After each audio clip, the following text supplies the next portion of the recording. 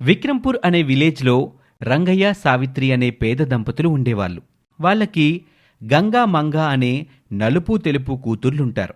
పెద్దది గంగా, ఉత్తమురాలు. అందుకే కాబోలు ఆ దేవుడు నలుపు అందంతో పాటు మంచి లక్షణాలన్నీ గంగకిచ్చాడు. నల్లగా పుట్టడం గంగ తప్పు కాదు, పుట్టించిన ఆ దేవుడిది తప్పు. ఇక చిన్నది మంగ, పెద్ద గయ్యాలి, తెలుపు అందంతో పాటు పొగరుబోతు లక్షణాలు పుష్కలంగా ఉన్న అమ్మాయి.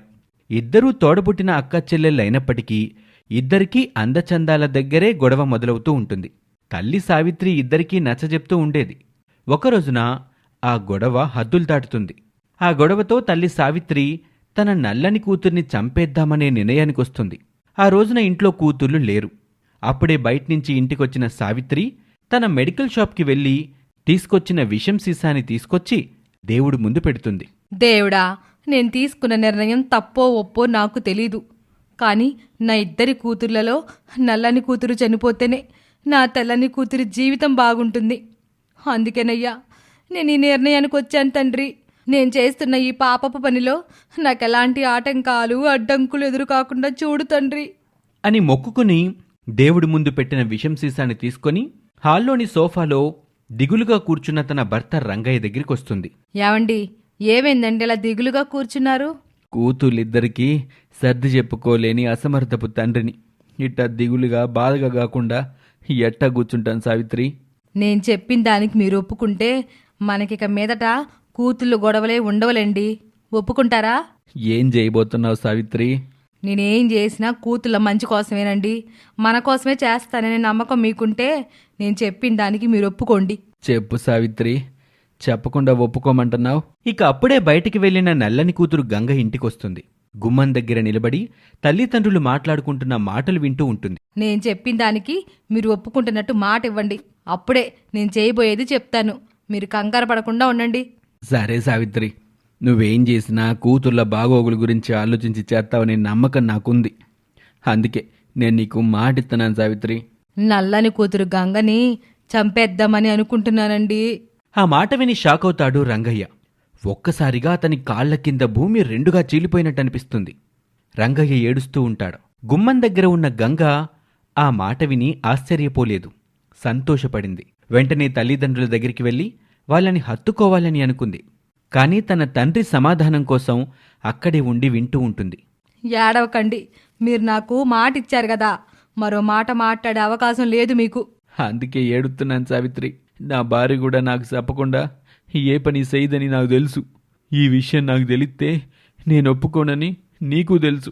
అందుకే కదా సావిత్రి ఇట్ట నాతో మాట తీసుకున్నావు. మీరు నన్ను ఎలా అనుకున్నా నాకు అభ్యంతరం లేదండి. నేను మనసుని కఠినం చేసుకున్నాను. వద్దని చెప్పలేను గాని నా కోపం పోయి చల్లారే వరకు నిన్ను తిట్టుకోవచ్చు కదా సావిత్రి. అప్పుడు కూడా మీకు కోపం బాధ తీరకపోతే నన్ను కొట్టొచ్చండి. ఇక గుమ్మం దగ్గర ఉండి వింటున్న నల్లని కూతురు గంగకి ఇంకా అక్కడ ఉండటం మంచిది కాదని తల్లిదండ్రుల దగ్గరికి వచ్చేస్తుంది. ఒక్కసారిగా కూతురు వాళ్ళ దగ్గరికి వచ్చేసరికి తల్లి సావిత్రి ఆశ్చర్యపోతుంది. తన కూతురు వాళ్ళిద్దరూ మాట్లాడుకున్నది విందా? వింటే ఇప్పుడు తన కూతురు తనను పట్టుకొని నన్నే చంపేస్తావా అమ్మా అని అడిగితే ఏమని సమాధానం చెప్పాలి? ఒకవేళ వినలేదనుకుందాం, ఇప్పుడు తండ్రి ఎందుకంతలా ఏడుస్తున్నాడని అడిగితే ఏం చెప్పాలి? ఈ కంగారులో పడుతుంది సావిత్రి. కూతురిని చూడకుండా పక్కకు తిరిగి కారుతున్న కన్నీళ్ళని తుడుచుకుంటుంది. ఇక గంగని చూసిన రంగయ్య మరింత పసిపిల్లాడ్లా ఏడవటం మొదలుపెడతాడు. తన తండ్రి తన కోసం అలా చిన్నపిల్లాల్లా ఏడవటం గంగకి బాధేస్తుంది. దుఃఖం తన్నుకొస్తుంది. కాని కంట్రోల్ చేసుకుంటుంది. అంతలా ఏడుస్తున్న తన తండ్రి ముందు తను కూడా ఏడిస్తే ఇంకా దిగులు పడిపోతాడని గంగ ఆలోచన చేసి కన్నీళ్ళని కార్చుతూ తండ్రిని ఓదార్చుతూ ఉంటుంది. తన మనసును నిమ్మలం చేసుకున్న రంగయ్య తిరిగి భార్యని అడగటం మొదలుపెడతాడు. సావిత్రి భర్త వైపు తిరుగుతుంది. తలెత్తి తన నల్లని కూతురు గంగని చూడలేకపోతుంది. అది గంగ గమనిస్తుంది. భయపడకమ్మా, నిన్నేమీ అడగను. తల్లి చేతిలో కూతురు చావడం ఎంతమందికి అదృష్టం ఉంటుందమ్మా. నాకు దక్కుతున్నందుకు నేను చాలా సంతోషపడుతున్నానమ్మా. నాకు చాలా ఆనందంగా ఉంది. నువ్వట్ట మాట్లాడకమ్మా. నిజం నాన్న, నేను మనసారా చెప్తున్నాను. నాకెలాంటి బాధ లేదు. జోలపాడి లాలపోసి నన్నెత్తుకొని పెంచి ఇంత దాని చేసిన చేతులు ఈరోజు నాకు విషం పెట్టి చంపబోతున్నాయా? లేదు, పేక పిసికి చంపబోతున్నాయా అన్నది నేను తెలుసుకోవాలని అనుకుంటున్నాను నానా, అంతే. మౌనంగా కన్నీళ్లు కార్చుతూ తనలో తాను ఏడుస్తున్న తల్లి సావిత్రి అప్పుడే నోరు విప్పుతుంది. కన్న మమకారం, పెంచిన బంధం తన గొంతులోని మాటలకు అడ్డుపడుతుంటే అతి కష్టం మీద తత్తరపడుతూ ఇలా మాట్లాడుతుంది. లే, నీకిష్టమైన టమాటా పప్పు చేసి అందులో విషం కలిపి అది మీకు పెడదామని అనుకున్నాను తల్లి అని చెప్తుంది సావిత్రి. అది విని రంగయ్య సావిత్రి చెంప మీద గట్టిగా కొడతాడు. నువ్వసలు తల్లివేనా సావిత్రి? ఎంత కఠినంగా ఎట్టా మారిపోయావు? పెద్ద కూతురు గంగ నల్లగా ఉందని చంపేస్తానంటున్నావా? లేదు, తెల్లగా ఉన్న చిన్న కూతురు మంగ జీవితం బాగుపడుతుందని చంపేస్తాను అంటున్నాను. గంగ చనిపోతే మంగ సమస్య తీరుతుందని ఎవరు చెప్పారు నీకు? నాకెవరో చెప్పలేదు. నేనే ఒక రోజున ఈ నలుపు తెలుపు అక్కా చెల్లెలు మాట్లాడుకుంటుంటే విన్నానండి. చావమని మంగ చెప్పింది, చస్తానని గంగ కూడా ప్రమాణం చేసింది. ఆ మాట విని గంగ షాక్ అవుతుంది. తను గంగ మాట్లాడుకున్నది అమ్మకిలా తెలుసు అనుకుంటుంది. అంటే ఆ రోజున తాము మాట్లాడుకున్నది తలుపు చాటున ఉండి విన్నది అమ్మేనా అనుకుంటుంది. అక్కడికి వెళ్ళి చూస్తే నాకు అమ్మ కనిపించలేదు, ఇప్పుడు నేను ఇబ్బందుల్లో పడ్డాను అనుకుంటుంది.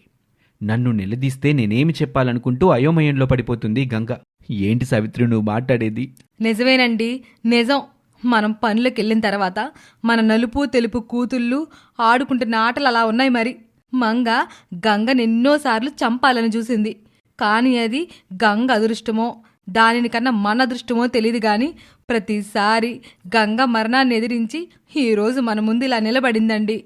అమ్మా గంగమ్మ, ఈరోజు ఏం జరిగింది? ఎందుకు చనిపోతానని నీ చెల్లికి మాటితో చెప్పు. చెప్తానా, చెప్తాను. మీకు చెప్పేసి ఇంతకాలం నా గుండెల్లో దాచుకున్న బాధను దించేసుకుంటానానా అని గంగ ఆ రోజు జరిగింది చెప్పటం మొదలు పెడుతుంది. ఆ రోజున ఇంట్లో ఎవ్వరూ లేరు. నలుపు తెలుపు అక్క చెల్లెళ్ళు గంగా మంగ మాత్రమే ఉన్నారు. వాళ్ళిద్దరూ మాట్లాడుకుంటూ ఉంటారు. చూడు గంగా, చెల్లి అక్కను పట్టుకుని పేరు పెట్టి పిలుస్తున్నావు. ఏం బుర్ర చెడిపోయిందా ఏంటి? అక్క లేదు, ఆవకాయ తక్క లేదు. నలుపుతో పుట్టి నా పాలిట శాపమయ్యావు నువ్వు.